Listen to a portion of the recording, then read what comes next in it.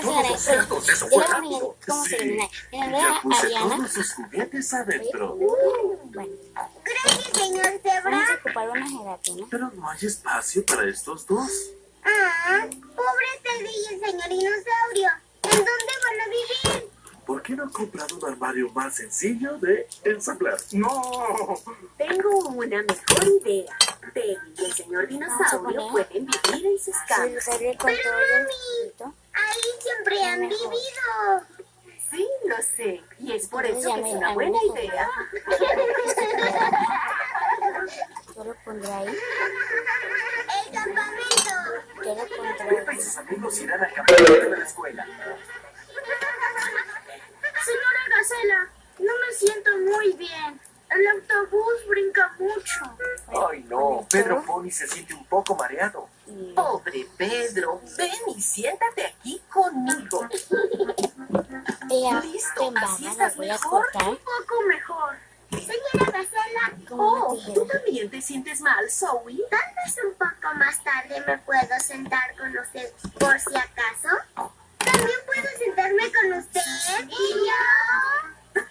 Lo siento, niños. No pueden sentarse todos Fíjate una conmigo. parte de la parte en baba. No importa. Ya llegamos al campamento. Lo voy a echar aquí.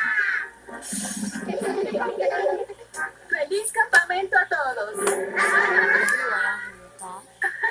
Este es nuestro campamento. Respiren el maravilloso aire fresco, niños.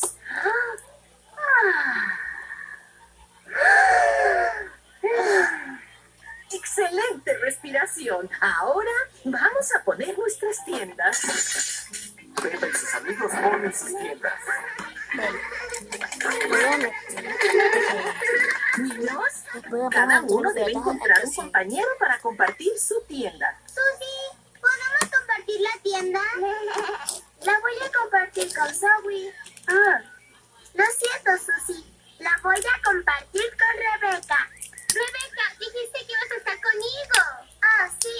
Emilia, ¿tú con quién vas a compartir la tienda? Con Zoe. Está bien. Bien. Ahora puedes compartirla conmigo. Está bien. Ahora necesitamos ramas secas para hacer una fogata. Nosotros vamos por ramas. Pero Pedro y yo queremos ir por